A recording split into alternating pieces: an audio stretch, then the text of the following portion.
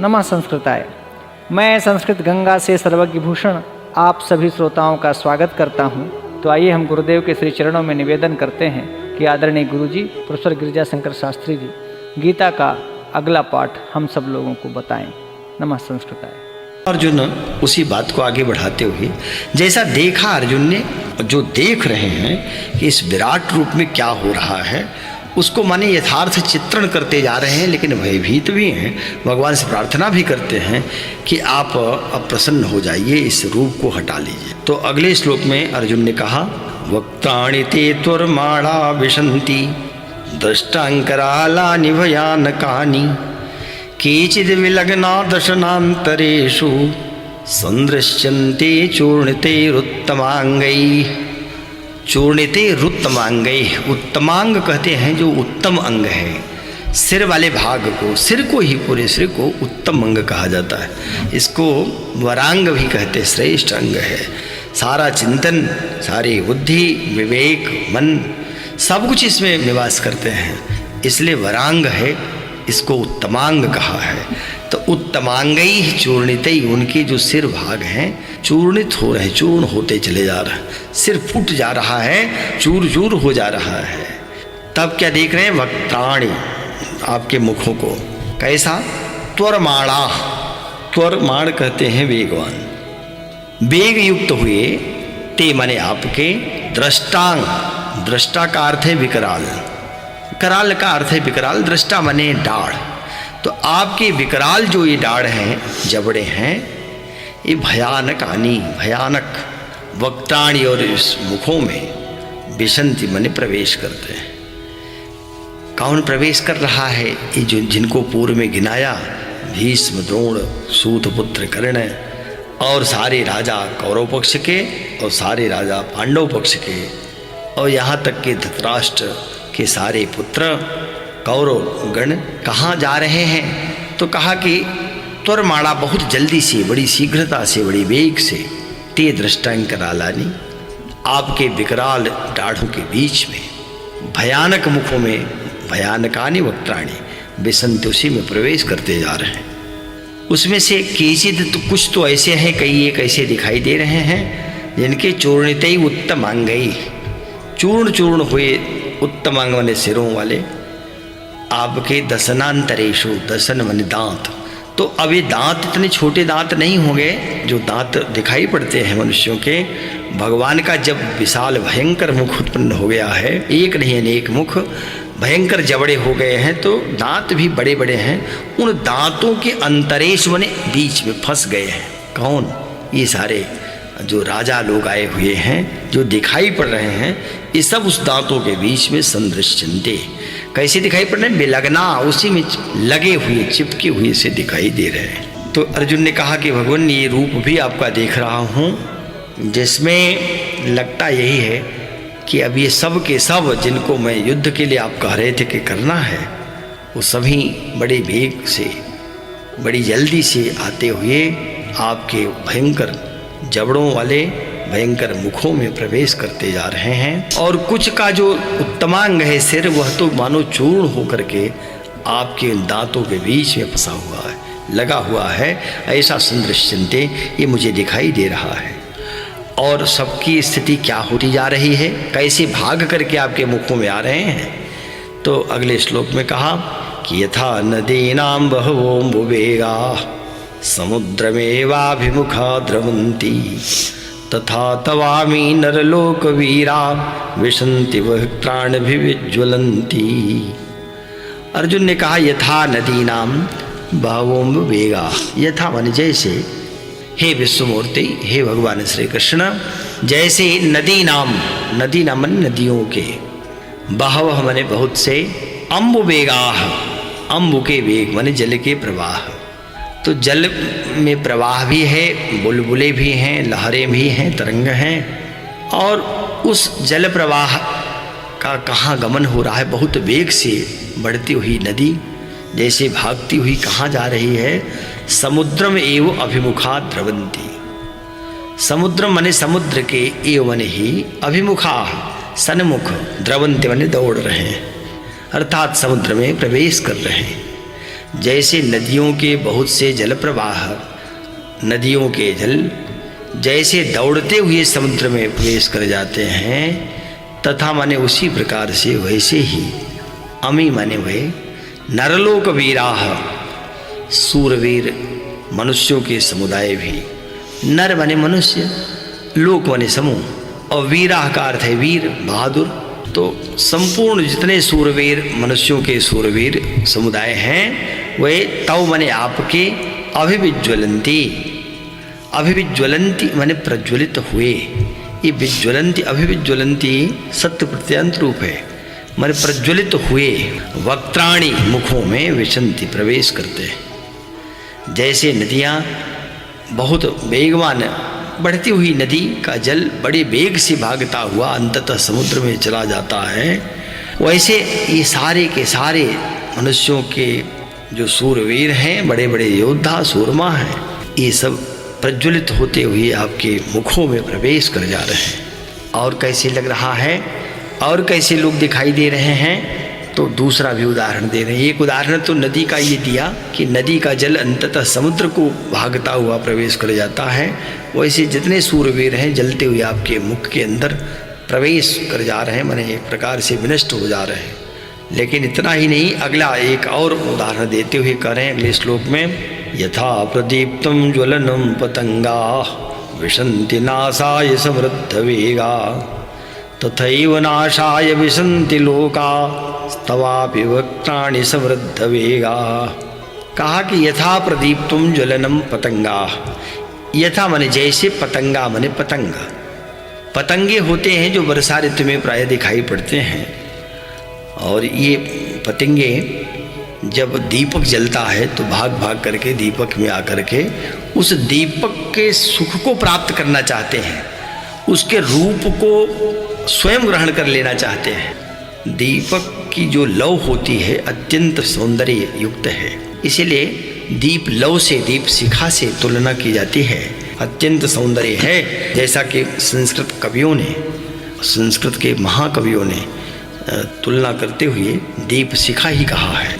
गोस्वामी जी भी कहते हैं कि ये जो युवतियों का तन है ये तो हे मन दीप शिखा की भांति, दीप शिखा सम युवती तन मन जनी होसी पतंग, मन जो है ये पतंगा बन जाता है और उस सौंदर्य को प्राप्त करना चाहता है। लेकिन वो क्या होता है कि प्री पतंग करी दीपक सो आप ही प्राण दहेव, सूरदास ने कहा था, प्रीति करी काहू सुख न लहेव, प्रीति करके कोई सुख नहीं प्राप्त कर सका। प्रीति पतंग करी दीपक सो, पतंगे ने दीपक से प्रेम करना चाहा, लेकिन हुआ क्या, आप ही प्राण दहेव, स्वयं अपना प्राण ही नष्ट कर दिया। इसलिए गोस्वामी जी कहते हे मन, तो इस दीप शिखा रूपी युवती तन में पतंगा मत बन, नहीं तो कहीं का नहीं रहेगा। क्या करना है, भज श्री राम तज काम सब, करसी सदा सत्संग, भगवान का भजन करो, त्याग करो सारे संसार के उसको, तभी परमात्मा की कृपा बनेंगे। अर्जुन कह रहे हैं कि हे भगवान, मैं देख रहा हूँ कि जैसे प्रदीप्तम, प्रदीप्त माने प्रज्वलित, ज्वलनम जलती हुई अग्नि में, यथा पतंगा नासाय, जैसे पतंगा कीड़ा मोह के वशीभूत होकर के, नासाय माने नष्ट होने के लिए, प्रदीप्तम ज्वलनम, प्रदीप्त प्रज्वलित अग्नि में समृद्ध वेगा, अति वेग से युक्त हुआ विसंति प्रवेश करते हैं। तथा उसी प्रकार से लोकाह भी, संसार भी, नाशाय अपने नाश के लिए ही, तव वक्त्राणि आपके इन वक्त्र माने मुखों में, समृद्ध वेगा विसंति अति वेग से युक्त हुए, विसंति माने प्रवेश करते हैं। समृद्ध वेग का माने बहुत वेग से दौड़ते हुए आपके उसी मुख में, और कैसा है मुख, जो प्रदीप्त मुख है जिसमें जाते ही भस्म हो जा रहे हैं। तो हे भगवान, जैसे जलता हुआ अग्नि में पतंगे जाकर स्वयं को भस्म कर लेते हैं, अपना विनाश कर लेते हैं, वैसे ये समस्त लोक आप में ही प्रविष्ट होता हुआ, प्रवेश करता हुआ अपने को विनष्ट कर रहा है। पुनः अगले श्लोक में अर्जुन भगवान के उसी विराट रूप को जैसा देख रहे हैं वैसा बताते हुए कह रहे हैं कि भगवान ले ले ही असे ग्रसमान समन्तात लोकान् समग्रान् वदनैर्ज्वलद्भिः तेजोभिरापूर्य जगत् समग्रं भासत्तवोग्रा प्रतपन्ति विष्णोः। कहा कि हे विष्णु, हे भगवान, हे नारायण, समग्रान संपूर्ण, लोकान मने लोकों को, ज्वलद भी मने प्रज्वलित, वदनैः वदन मने मुख। वदन के दो अर्थ होते, एक मुख भी है और एक वदन का अर्थ शरीर भी है। तो मुख अर्थ वदन का तब होता है जब वो पुल्लिंग में प्रयुक्त होता है। कहा कि संपूर्ण लोकों को ज्वलद भी वदनैः प्रज्वलित मुखों द्वारा ग्रसमान ग्रसन करते हुए, समन्तात सभी ओर से, लेलिह से, लेलिह का अर्थ होता है चाटना, लेह चोष्य भोज्य, ये इस भोजन के प्रकार कहे गए हैं। तो जैसे चटनी आदि होती है तो न तो चबाई जाती, चर्वण नहीं किया जा सकता चटनी को, तो चटनी को उस रूप में भी चोष्य नहीं है, वो भोज्य नहीं है, तो वो लेह है। तो लेहलीह से, लेलीह का अर्थ है चाटना, माने सभी ओर से जो फैला हुआ विस्तार से मुख है, जो जिह्वा बाहर है, जो ज्वल में जलती हुई अग्नि की ज्वालाएं जो बाहर आ रही हैं, उन ज्वालाओं से जीव के द्वारा मानो इस संसार समस्त लोक को आप जिह्वा के द्वारा चाट रहे हैं। काल यही है जो संपूर्ण लोगों को पचा रहा है। भूता निकाल पचती वार्ता, यही वार्ता है। कहा ही है वो, जहाँ युधिष्ठिर से प्रश्न किया यक्ष ने कि संसार की वार्ता क्या है, तो उसने कहा कि अस्मिन् महामोह मयि कटाहे सूर्याग्निना रात्र दिवेंधनेन मासर तु दर्वी परिघट्टनेन भूता निकाल पचती वार्ता, पचती वार्ता। सारे प्राणी इसी प्रकार से पक रहे हैं, पच रहे हैं। संसार की ही वार्ता है, महामोह रूपी कड़ाहा है। और सूर्य चंद्रमा अग्नि की भांति हैं, रात्र दिन ईंधन है, और इस कड़ाहे में जीव पड़ा हुआ है। काल करछुल बड़ी लेकर के, जो ये कलछुल है मासरतु धरवी, तिथि भार घटी पल मांस आदि, ये कलछुल है, इसी से प्राणियों को पका रहा है। तो भगवान को देख करके अर्जुन कह रहे हैं कि जो जिह्वा से मानो सबको ग्रसन करते हुए मुख द्वारा सभी ओर से सबको चाट रहे हैं। और हे विष्णु, तव उग्राह, आपका जो ये उग्र भास माने प्रकाश, समग्रम संपूर्ण जगत, जगत को तेजो भी तेज के द्वारा आपूर्य प्रतपंती, आपूर्य माने परिपूर्ण करके, प्रतपंती माने तपायमान कर रहा है। अर्जुन ने कहा कि भगवान संपूर्ण लोगों को प्रज्वलित मुखों द्वारा ग्रसन करते हुए सब ओर से आप इस सृष्टि को, इस संसार को, लोक को चाट रहे हैं। इसलिए हे विष्णु, हे भगवान विष्णु, ये आपका जो उग्र प्रकाश दिखाई दे रहा है, ये संपूर्ण जगत को, संसार को अपने ही तेज के द्वारा व्याप्त करता हुआ तप्त कर रहा है, तपायमान कर रहा है। तो इस श्लोक में भी अर्जुन ने जैसा भगवान को देखा, जिस रूप में देख रहा है, वैसा वर्णन किया। अगले श्लोक में पुनः अर्जुन ने कहा कि भगवान, अब मैं बहुत दुखी हो गया हूँ, तो कुछ जानना चाहता हूँ, इसलिए हे भगवान, आख्या ही में को भवानुग्र रूपो नमोस्तुते देववर प्रसीद विज्ञातुमिच्छामि भवन्तमाद्यं नहि प्रजानामि तव प्रवृत्ति। अर्जुन ने कहा कि हे भगवान, अब कृपा करिए, कृपा करके इतना बताइए, मैं आख्या ही, मेरे प्रति आप आख्या ही माने व्याख्या करिए, बताइए, मेरे प्रति कहिए कि भगवान का आप कौन हैं। अरे अर्जुन तो देख ही रहा था, अभी वार्ता चल ही रही थी, युद्ध के सामने आमने सामने सेनाएं भी खड़ी हैं, लेकिन फिर भी अर्जुन कह रहे हैं कि अब इस विशाल जो आपका रूप देख रहा हूँ, विराट रूप देख रहा हूँ, इससे तो मुझे भय हो गया है। इसलिए आप मेरे ऊपर कृपा इतनी करिए, कृपा करते हुए बताइए कि भगवान उग्र रूप का, आप उग्र रूप वाले कौन हैं।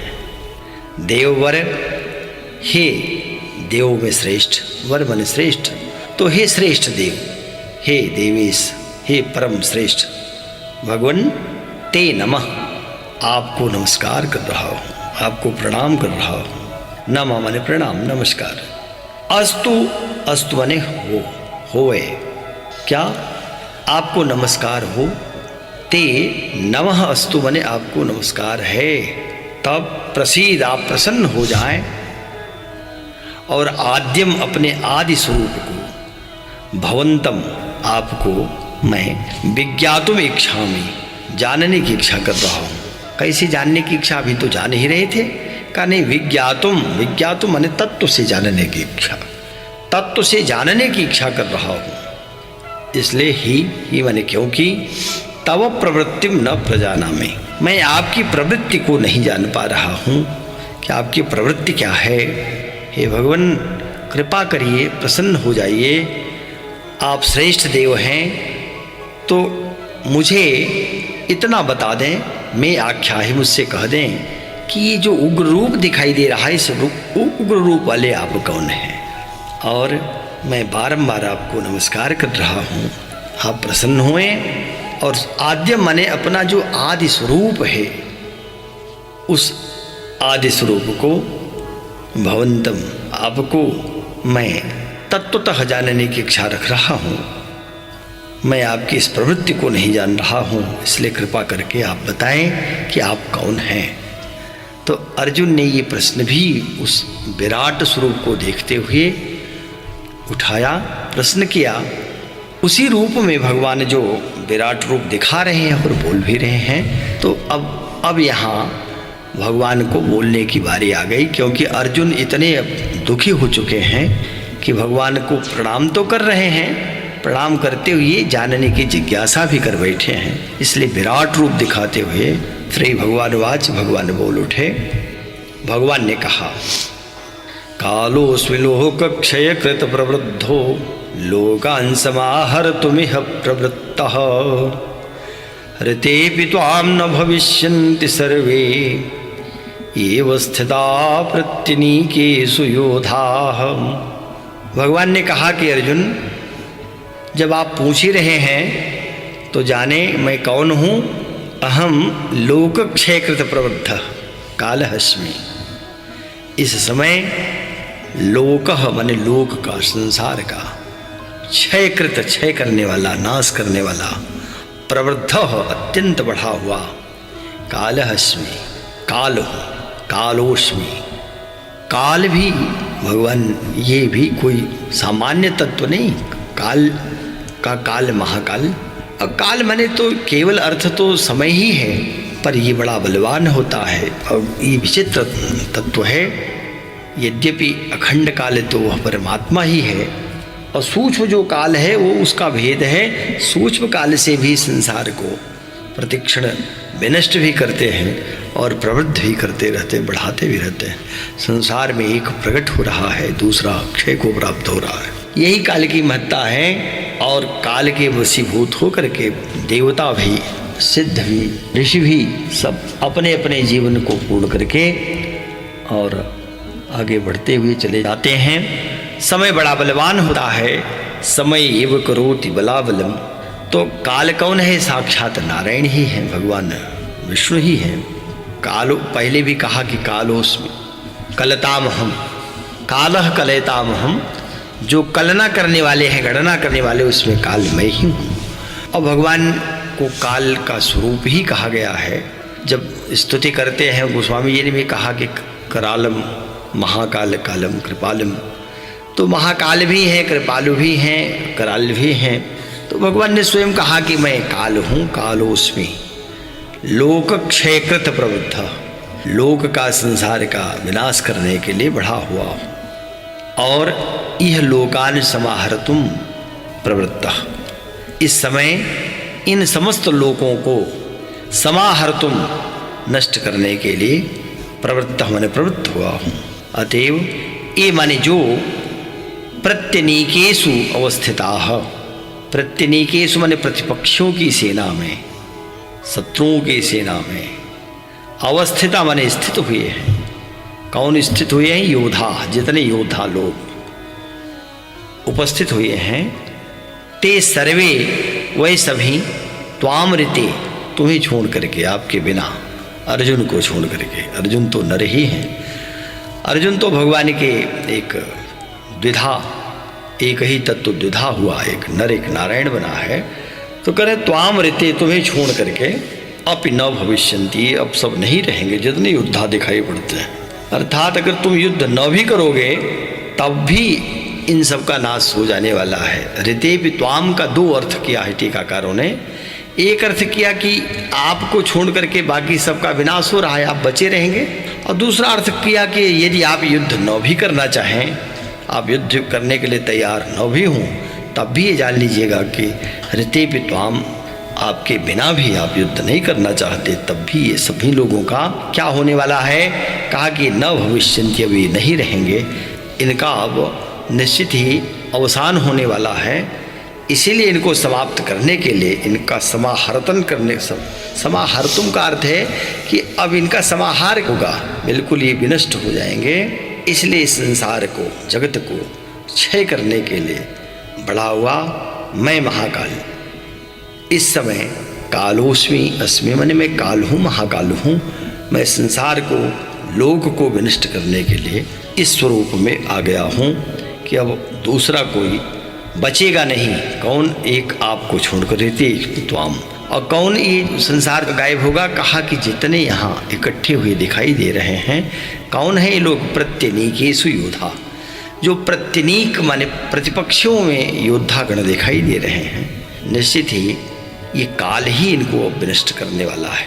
काल रूप में और कौन है? कहा कि मैं ही हूँ। तो भगवान ही काल हैं। और जो कलना की जाती, गणना की जाती है, सूक्ष्म काल, स्थूल काल, ये सब भगवान। तो बाण आदि तो भगवान का ही एक प्रकार से प्रतीक के रूप में जो दिखाई पड़ता है। भगवान राम के हाथ में धनुष बाण है, भगवान कृष्ण के हाथ में चक्र है, अथवा कहें कि विष्णु के हाथ में शंख चक्र गदा पद्म आदि सभी ये काल के ही प्रतीक कहे गए। तो भगवान कह रहे हैं इस समय मैं काल हूँ और इस जगत को विनष्ट करने के लिए प्रतिपक्षियों में जो बड़े बड़े योद्धा हैं सबको समाप्त करने के लिए मैंने इस समय अपना स्वरूप दिखाया है। और तुम यदि न भी युद्ध करोगे तब भी इन सब का विनाश होने जा रहा है, अथवा तुम्हें छोड़ करके बाकी सब विनष्ट होने वाले हैं। तो भगवान ने अपने को यहाँ काल बता करके ये कहा कि निश्चित ही इन सब का तो संहार होगा। तो जब इन सब का संहार हो जाएगा तो आपके युद्ध करने में फिर किस प्रकार का भय है, किस प्रकार का शोक है, कैसा मोह है। जब सब मरने ही वाले हैं तो मुर्दे को मारने में क्या है? अभी तो मुर्दे हैं, तब तुमको करना क्या है? तो भगवान ने कहा कि अब तुम्हें, अगले श्लोक में भगवान कहते हैं कि तस्मात् त्वमुत्तिष्ठ यशो लभस्व जित्वा शत्रून् भुङ्क्ष राज्यं समृद्धं मयैवैते निहता पूर्वमेव निमित्तमात्रं भव सव्यसाचिनः। कहा कि तस्मात् तुम उत्तिष्ठ, तस्मात् माने इससे, तुम माने तुम, हे अर्जुन। इसलिए अब जब सब मर ही जाएंगे तो आपको क्या करना है? उत्तिष्ठ, उठ जाओ, खड़े हो जाओ। और यशः लभस्व, जब उठोगे, युद्ध में प्रवृत्त होगे तो यश प्राप्त करोगे। शत्रुन जित्वा, शत्रुओं को जीत करके, समृद्धम राज्यम भुङ्क्षस्व, इस समृद्ध राज्य को, धन धान्य से परिपूर्ण राज्य को भुङ्क्षस्व, भोग करोगे। भोग करना, भुङ्क्षस्व माने एक प्रकार से आज्ञा यहाँ लोट है। एते माने ये सब जो सूरवीर हैं, योद्धा लोग, पूर्वम एव मया निहिता, पहले ही इनको मैंने मार दिया है। ये सब मेरे द्वारा, मया माने मेरे द्वारा, निहिता मारे जा चुके हैं। तब हे सव्यसाचिन निमित्त मात्रम एव हो। हे सव्यसाचिन, सव्यसाचिन माने अर्जुन। सव्यसाची इसलिए कहते थे, इनका एक नाम जो 10 नाम है अर्जुन के, उन 10 नामों में सव्यसाची भी है। अर्जुन फाल्गुनो जिष्णु किरीटी श्वेत वाहन बिभत्सु विजयी पार्थ सव्यसाची धनंजय।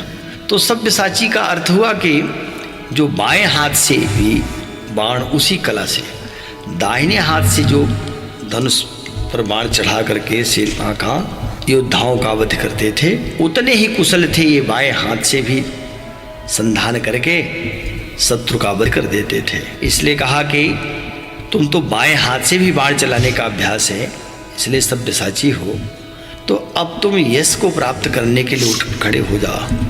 और तुम्हें क्या करना है, सब्यसाचिन निमित्त मात्रम भव, निमित्त मात्रम एव भव, केवल निमित्त मात्र ही हो जाओ।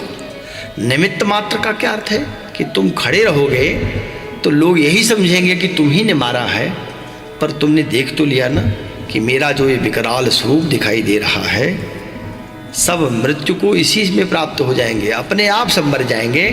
तुम तो खड़े रहोगे तो श्रेय तुम्हें मिल जाएगा। भगवान श्रेय व्यक्ति को देते हैं, पर स्वयं ही सबका संहार भी कर रहे हैं, और सारे जितने भी कार्य हो रहे हैं भगवान की माया से ही संपन्न हो रहे हैं। तब यहाँ अर्जुन से जब भगवान ने कहा तो अर्जुन को ये लगा बाद में कि जब ये सब भगवान ने ही मार डाला है, इस काल के वशीभूत हो चुके हैं, तब क्या युद्ध भी करना है, क्यों युद्ध करूं? तो कहा कि युद्ध ये करना नहीं है, तुम्हें खड़े हो जाना है। ठीक है, अगर मारे भी गए हैं लोग तो मरे हुए लोगों के लिए भी तो क्रिया करनी पड़ती है, उनको भी तो श्मशान ले जाना होता है, उनका भी तो पिंडदान होता है। इसलिए इस रूप में अब तुम खड़े हो जाओ, निमित्त तो बन ही जाओ। मरना तो काल के अधीन है, पर व्यक्ति का कार्य करना है, इसलिए आप कार्य संपन्न करो। तो भगवान ने कहा कि अर्जुन देखो, पहले तो जब उठोगे, व्यक्ति को बैठे रहने से भी बुद्धि बैठी रहती है, भाग्य भी बैठ जाता है। ये तो प्रसिद्ध मंत्र ही है ऐतरेय ब्राह्मण का, जहाँ कहा कि रोहित को उपदेश करते हुए इंद्र कहते हैं कि हे रोहित देखो, आस्ते भग आसीनस्य, भग माने भाग्य, आस्ते माने जो बैठ गया उसका भाग्य बैठ गया है। ऊर्ध्वम तिष्ठति तिष्ठतः, जो ऊपर उठा उसका भाग्य ऊपर उठ जाता है। सेते निपद्यमानस्य, जो सो गया उसका भाग्य भी लेट गया, सो गया, निपद्यमान हो गया। किसका? सेते, जो सेन कर रहा है। और चराति चरतो भगः, जो चल रहा है उसका भाग्य भी चल रहा है। इसलिए भी चरैवी चलते रहना चाहिए। कहा कि अब तुम ऐसा तो है नहीं कि बैठ करके ही जीवन बिताओगे, इसलिए उत्तिष्ठ, खड़े हो जा। तो खड़े हो जाऊंगा, फिर क्या करना होगा? यश लभस्व, तुम्हें तो मैं ऐसे ही यश दे रहा हूँ, कुछ करना भी नहीं पड़ रहा है, मार तो मैं रहा हूँ, तो यश तो प्राप्त करो। यश लभस्व, कहाँ से यश मिलेगा? शत्रुन जित्वा, शत्रुओं को जीत लो। शत्रु तो मुर्दा हो चुके हैं, तुम्हें खड़े होकर के बस यश प्राप्त करना है, शत्रुओं को जीतना है। समृद्धम, और जो इतना बड़ा विशाल राज्य है, धन धान से परिपूर्ण, इंद्रप्रस्थ और हस्तिनापुर एक हो चुका है, इस संपूर्ण राज्य को भी तुम भुंक्षस्व, उसका भोग करो। एते, ये सभी जितने दिखाई दे रहे हैं दोनों ओर की सेनाएं, बड़े बड़े शूरवीरमा, ये पूर्व में यो मया निहिता, पहले ही मैंने इनको सब समाप्त कर दिया है, मार डाला है, ये मर चुके हैं, ये तो केवल दिखाई दे रहे हैं। तो हे सब्यसाचिन निमित्त मात्रम एव हो, अब केवल निमित्त मात्र तुम हो जा, तुम खड़े हो जा, बाकी इन सब का संहार अब अवश्यंभावी है। इस श्लोक में जो पूर्व श्लोक में कहा भगवान ने कि हे अर्जुन तुम युद्ध करो, उठो और यश की प्राप्ति करो, शत्रुओं को जीत करके बहुत बड़े राज्य का भोग करो, और जिनको तुम समझते हो कि हमारे शत्रु बड़े बड़े बड़े वीर हैं, योद्धा हैं, ये तो मेरे द्वारा पहले ही मारे जा चुके हैं, तो तुम निमित्त बन जाओ। तो कौन कौन बड़े बड़े योद्धा हैं, कौन वीर हैं, उसको आगे भगवान बता रहे हैं। भगवान श्री कृष्ण ने कहा द्रोणं च भीष्मं च जयद्रथं च कर्णं तथान्यानपि योधवीरान् मया हतास्तुं जहिमां व्यथिष्टा युद्धस्वजेतासि ऋणे सपत्नान्। भगवान ने कहा कि द्रोणं च भीष्मं च जयद्रथं च, द्रोणम माने द्रोणाचार्य, द्रोणाचार्य जो भरद्वाज पुत्र हैं और जो हजारों वर्षों से पृथ्वी पर धनुर्विद्या के बड़े योद्धा, और पांडवों को, कौरवों को भी जिन्होंने पूरी शिक्षा दी है, अस्त्र शस्त्र सिखाया है, तो ऐसे द्रोणाचार्य च माने और भीष्मम, शांतनु पुत्र भीष्म पितामह जो पांडवों के पितामह भी हैं, और भयंकर प्रतिज्ञा करने वाले, जिन्हें इच्छा मृत्यु का वरदान भी है, इसे भीष्म पितामह। तथा जयद्रथम, जयद्रथ सौंधीर वीर है। सिंदूर ये जो कौरवों का बहनोई था और धृतराष्ट्र का दामाद है। दुस्सला नाम की एक बेटी भी थी धृतराष्ट्र गांधारी से, जो दुर्योधन की बहन थी। उसका विवाह जयद्रथ के साथ हुआ था। इसका पिता तपस्या कर रहा था कि अगर कोई हमारे बेटे का सिर गिरा देगा पृथ्वी पर तो तुरंत उसके सिर भी छिन्न भिन्न हो जाएंगे। बहुत ही बलशाली है। एक बार जब पांडव वन में घूम रहे थे, वनवास काट रहे थे, तो उस समय द्रौपदी का अपहरण भी किया था। बहुत ही बलशाली था और वरदान जो शंकर जी से प्राप्त हुआ था इसके पिता को, इस कारण से ये महान बलशाली है। पर भगवान कह रहे हैं यह भी जयद्रथ भी, क्योंकि अधिक बलशाली दिखाई दे रहा है कि इसकी मृत्यु कैसे होगी। तथा कर्णम, कर्ण राधे जिसको कहते हैं, जो कुंती का एक कौमारी अवस्था में ही सूर्य से उत्पन्न हुआ था। तो ऐसे कर्ण और जन्म के साथ ही कवच कुंडल लेकर के आया। साथ में इंद्र के द्वारा इसे एक बहुत बड़ी शक्ति भी प्राप्त है, जिसका प्रयोग किसी पर भी करके उसका वध कर सकता है। तो ऐसा कर्ण कहा कि द्रोणाचार्य, भीष्मम भीष्म, जयद्रथम जयद्रथ और कर्ण तथा अन्यान अपि, अन्यान माने और भी जितने बहुत सारे योद्धा दिखाई दे रहे हैं, वो सभी अपि माने भी मया हतान, मया हतान माने मेरे द्वारा हत कर दिए गए, मारे हुए। और कौन है वो? योध वीरान, जो बड़े बड़े योद्धा सूरवीर।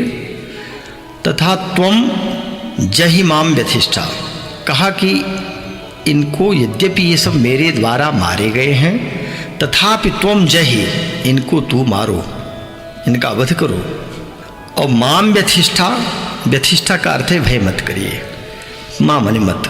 तो भय, बिल्कुल भयभीत मत हो, डरो मत, इनका वध करो। रणे सपत्नान जेतासी अतः युद्धस्व, कहा कि रणे मने युद्ध में, सम्रांगण में निश्चित ही तुम सपत्नान, सपत्न कहते हैं शत्रु को, सपत्नी यदि हो तो उसका अर्थ सौत होता है, लेकिन केवल सपत्न हो, अकारांत हो, इकारांत न हो। इकारांत होने से अर्थ सौत हो जाएगा, अकारांत सपत्न शब्द हो तो उसका अर्थ शत्रु। तो शत्रुओं को जेतासी माने निश्चित ही जीतोगे, अतः युद्धस्व, इसलिए युद्ध करो। भगवान ने कहा कि देखिए तुम्हें लगता है भय, किससे लग रहा है? द्रोणाचार्य से, कि गुरु हैं। भीष्मम माने भीष्म से ये पितामह हैं, अपने ही वंश के गौरव हैं और पूर्वज हैं अपने। साथ में जयद्रथ जो बहनोई ही लगता है, कर्ण एक प्रकार से भाई लगता है।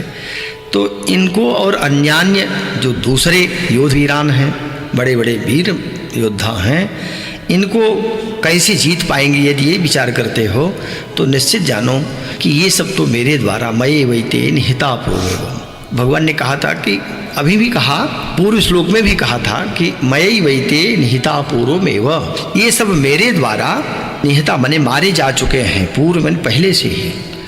तब इनसे भय करने का कोई कारण समझ में नहीं आता। कहा कि मया हतानी, मेरे द्वारा चूंकि मारे गए हैं, अतएव तुम जहि, इसलिए तुम भी इनका वध कर दो। कई लोगों ने शंका उठाई कि अच्छा जब भगवान के द्वारा मारे ही गए तो फिर क्या मारना है, जो मर ही गया है उसको क्या मारें।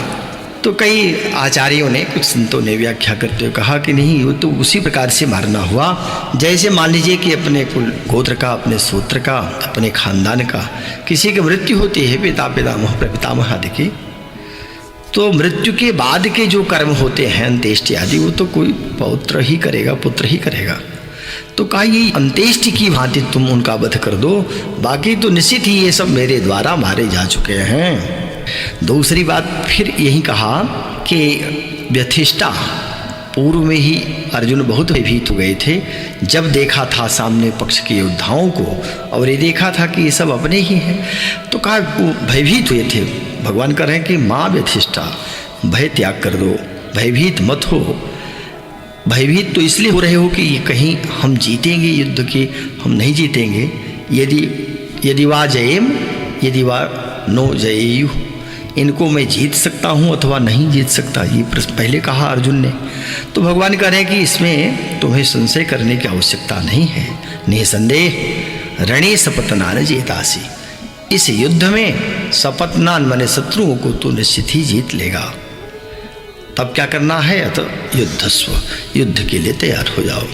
तो भगवान ने इस श्लोक में अर्जुन को सावधान करते हुए, उसको जगाते हुए, और एक प्रकार से जो अभी प्रमाद में है, जो असावधान है, जो युद्ध के लिए तैयार नहीं है, ऐसे अर्जुन को जगाते हुए, उसको सावधान करते हुए, उसको पूर्व का दृश्य भी दिखाते हुए कि ये सभी द्रोणाचार्य, भीष्म पितामह, जयद्रथ, कर्ण, धृतराष्ट्र के पुत्र आदि सभी, दुशासन, दुर्योधन आदि, और अपने पक्ष के भी जो लोग हैं उनमें भी अधिकांश जो बड़े बड़े वीर योद्धा हैं, ये सब मारे जाएंगे, इसमें संशय नहीं है। तो तुम्हें क्या करना है? तुम केवल उठकर खड़े हो जाओ और युद्ध के लिए सन्नद्ध हो जाओ। तुम केवल खड़े रहोगे, निमित्त बने रहोगे, पर इन सब का वध तो मेरे द्वारा होगा, तुम निमित्त बने रहो। देखें, मृत्यु जो होती है उसके मूल में तो व्यक्ति का अपना प्रारब्ध है। शरीर का प्रारब्ध पूर्ण हुआ तो निश्चित ही शरीर छूट जाएगी, मृत्यु हो जाएगी। लेकिन जो नासमझ लोग होते हैं, ज्ञानी होते हैं, वो ये समझते हैं कि कोई इसका बड़ा काल आ गया और यमराज ने इस पर कृपा नहीं किया और प्राण ले गए, तो यमराज इसके अथवा विधाता इसके प्राण को ले रहे हैं। पर हर व्यक्ति, हर प्राणी का जब भोग पूरा हो जाता है, प्रारब्ध पूर्ण हो जाता है, तो उसको शरीर छोड़नी पड़ती है। तो ये तो सबके साथ है। तो शरीर जो छूटती है या मृत्यु होती है, उसके मूल में तो कौन कारण है? तो कहा कि लोग जब कष्ट पाते हैं तो सिर धुन धुन करके पछताते हैं, कभी काल को, कभी कर्म को, कभी ईश्वर को झूठा दोष देते हैं। तो यहाँ ठीक है, मृत्यु तो उसकी सहज में होगी, अपने समय पर ही हो रही है। भगवान कह रहे हैं वो सब तो मेरे ही, जो मेरी माया है, योग माया, उसके द्वारा इनका वध हो चुका है। मयि वैते निहिता, मारे गए। लेकिन तुम निमित्त बनो। तो निमित्त बनकर क्या करना है कि उठकर खड़े हो जाओ, भय का त्याग करो और इस युद्ध में शत्रुओं को परास्त कर दो। श्रेय तुम्हें मिलने वाला है, इसलिए अब भयभीत होकर बैठे रहने से कल्याण नहीं होने वाला। तो ये कह करके पुनः अगले श्लोक में अभी भगवान ने यहाँ कह करके थोड़ी देर के लिए भगवान शांत हो गए, चुप हो गए कि अब अर्जुन क्या उत्तर देता है। तब अवसर बन गया। अब संजय ने धृतराष्ट्र को बताना शुरू किया कि क्या स्थिति बन रही है। तो संजय वाच, बीच में संजय बोल उठे। संजय ने कहा, एतद् श्रुत्वा वचनं केशवस्य कृताञ्जलिर्वेपमानः किरीटी नमस्कृत्वा भूय एवाह कृष्णं स गदगदं भीत भीत प्रणम्य।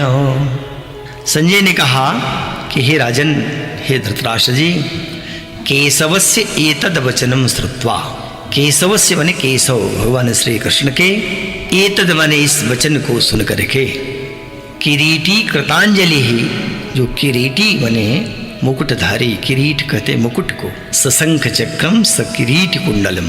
भगवान विष्णु का जो वर्णन है उसमें कहा कि भगवान कैसे सशंख चक्रम और स किरीट कुंडलम, किरीटधारी हैं, मुकुट सदैव धारण किए रहते हैं। जैसे राजा लोग मुकुट पहनते हैं तो वह मुकुट को किरीट कहते हैं। अर्जुन सदैव मुकुट धारण करते हैं, इसलिए अर्जुन का एक नाम किरीटी भी पड़ गया था। तो उस मुकुटधारी अर्जुन ने कृतांजलि ही वेपमानः, कृतांजलि माने दोनों हाथों को जोड़े हुए, अंजलि बांधे हुए, और वेपमानः, वेप टू वेप कंपने धातु है, जिससे विप्र भी बन जाता है। तो वेपमानः माने कंपायमान होता हुआ, कंपित होता हुआ, कांपता हुआ। नमस्कृत्वा, नमस्कार करके, भूयः एव, भूयः माने पुनः, एव माने भी, भीत भीतः भयभीत होता हुआ, प्रणम्य प्रणाम करके, कृष्णम स गदगदम आह, प्रणाम करके भगवान श्री कृष्ण के प्रति स गदगदम माने गदगद वाणी से आह माने बोला। तो अब संजय ये सूचना धृतराष्ट्र को दे रहा है कि जब इतना श्री कृष्ण ने कह लिया कि द्रोणाचार्य, भीष्म पितामह, कर्ण, जयद्रथ और जितने अन्य योद्धा हैं सब मेरे द्वारा मारे गए, तो इस बात को एक प्रकार से संजय धृतराष्ट्र को सुना रहा है कि देखो धृतराष्ट्र, कृष्ण ने ये बात कह दी है, लेकिन इतना कहने पर भी जो अर्जुन है, अब अर्जुन की क्या स्थिति हो रही है। तो कहा कि जब भगवान कृष्ण ने इस बात को कहा तो उसको सुन करके अर्जुन हाथ जोड़ता हुआ, कांपता हुआ बार बार नमस्कार कर रहा है। नमस्कार करके अभूय ही वो प्रणम में पुनः फिर प्रणाम करके बार बार प्रणाम करता हुआ, भीत भीत भयभीत होता हुआ कृष्णम, भगवान श्री कृष्ण के प्रति सगदगदम, गदगद वाणी से आह मने बोला। तो अर्जुन क्या बोले? अवे अर्जुन वाच, अर्जुन बोलते हैं, अर्जुन ने कहा स्थाने हृषिकेश तव प्रकीर्त्या जगत प्रहिष्यत्यनुरज्यते च रक्षांसि भीतानि दिशो द्रवन्ति सर्वे नमस्यन्ति च सिद्ध संघाः। अर्जुन ने कहा कि हे हृषिकेश, हे हृषि कहते इंद्रियों को, और उसका जो ईश है, स्वामी है, वो है हृषिकेश। तो जितनी इंद्रियां हैं उसको जो नियंत्रित करता है, उसका जो स्वामी है, उसको अंतर्यामी भी कहते हैं, और वही है हृषिकेश। तो जो इंद्रियों का स्वामी हो, इंद्रियां जैसे आँख आदि, आँख देख रही किधर जा रही है, कान सुन रहा किधर चला जा रहा है, जिह्वा स्वाद ले रही है तो कैसा स्वाद ले रही है, नासिका घ्राण ले रहा है, सूंघ रहा है तो कैसा त्वचा स्पर्श कर रही। तो इन सब को जो नियंत्रित करता है, इन सब का जो इंद्रियों का स्वामी है, उस हृषिकेश जो अंतः में बैठ करके सबको संचालित कर रहा है, अंतः प्रविष्टः शास्ता जनानाम, अंतः प्रविष्ट होकर के जो जनानाम शास्ता, हर प्राणी का शास्ता है, नियामक है, ऐसा हृषिकेश। तो कहा अस्थाने, अस्थाने का अर्थ यद्यपि स्थान होता है, लेकिन यहाँ स्थाने का अर्थ नहीं, यह नहीं। युक्तम द्वे सांप्रतम युक्तम, युक्तम कहा है सांप्रतम, सांप्रत स्थान, स्थान का अर्थ है युक्त, युक्त माने ठीक ही है। तो ये अव्यय पद है, यहाँ ये स्थाने सप्तमी विभक्ति नहीं है। तो कहा स्थाने माने यह आपके लिए सर्वथा योग्य है, यत मन जो तव प्रकृत्या जगत प्रहिष्यति। हे भगवान, जो आपके प्रकृत्या माने नाम और प्रभाव के कीर्तन से, कीर्त्या माने कीर्तन, प्रवन प्रकर्षेण, विशेष रूप से आपके नाम का जो कीर्तन करते हैं, जो आपके प्रभाव का कीर्तन करते हैं, उससे जगत प्रहिष्यति, ये संसार प्रसन्न हो जाता है, हर्षित हो जाता है। भगवान का नाम लेने से ही जगत में हर्ष व्याप्त हो जाता है। जितनी देर भगवान का नाम लिया जाए उतनी देर संकट, शोक, मोह आदि सब दूर हो जाते हैं। इसीलिए कहा कि आपका नाम ही ऐसा है जिसका उच्चारण करने से अथवा आपके प्रभाव का कीर्तन करने से, आपका गुणानुवाद करने से, कीर्त्या माने संकीर्तन, तो इससे क्या हो जाता है? जगत प्रहिष्यति, संसार अति हर्षित हो जाता है। और अनुरज्यते, अनुरज्यते का अर्थ है अनुराग को भी प्राप्त हो जाता है। अनुराग माने प्रेम, तो व्यक्ति में प्रेम भी आता है। भगवान का नाम लेने में नाम और नामी में अभेद संबंध होता है, इसलिए नाम लेते ही वह नामी परमात्मा हृदय में प्रकाश देने लगता है। तो क्या होता है? अनुरज्यते, अनुराग उत्पन्न हो जाता, प्रेम आ जाता है। तो कहा कि निश्चित ही हे अंतर्यामी भगवान श्री कृष्ण, ये सर्वथा आपके लिए युक्त ही है। स्थाने का अर्थ युक्त, योग्य ही है कि पूरा जगत आपके नाम का, प्रभाव का कीर्तन करता हुआ हर्षित हो जाता है। और अनुरज्यते, और भक्ति को भी प्राप्त कर लेता, अनुराग को भी प्राप्त होता है। और क्या होता है? भीतानि रक्षांसि, भीतानि माने भयभीत हुए, जो डरे हुए हैं, रक्षांसि माने राक्षस गण, राक्षस लोग, दिशा द्रवंती, दिशाओं में, द्रवंती माने भाग जाते हैं, वो दिशाओं के ओर छोर में भागने लगते हैं। कब? जब आपके नाम का कोई उच्चारण करता है तो राक्षस भयाक्रांत होते हैं। और क्या होता है? सर्वे सिद्ध संघा नमस्यन्ति, आपको सभी सिद्ध गणों के जो समुदाय है, सिद्धों का जो संघ है, वह भी नमस्यन्ति, नमस्कार करने लगता है। तो जो आपको नमस्कार करते हैं सिद्धों के गण, जो राक्षस गण आपके नाम को सुन करके भयभीत होकर भाग जाते हैं, और जब आपके नाम का संकीर्तन होता है तो संसार प्रसन्न हो जाता है और पुनः आपके चरणों में भक्ति आ जाती है, भक्ति प्रकट हो जाती है। इसलिए हे भगवान श्री कृष्ण, निश्चित ही ये सर्वथा आपके योग्य है। जो आपने वे दृश्य दिखाया, जो दिखा रहे हैं, जो विश्वरूप प्रकट कर रहे हैं, ये आपके सर्वथा योग्य है। आपकी ही महिमा का प्रभाव है कि सारे सिद्ध संग आपको प्रणाम करते हैं। राक्षस भयभीत होकर दिशाओं में भागने लगते हैं। संसार आपके नाम को, आपके प्रभाव को, आपके गुणानुवाद को कर लेता हुआ अत्यंत हर्षित होता है और भक्ति को प्राप्त कर लेता है। तो आज का पाठ यहीं पर समाप्त होता है। अगले पाठ के साथ, गीता के अगले अध्याय के साथ गुरुजी फिर उपस्थित होंगे। तब तक के लिए नमः संस्कृताय।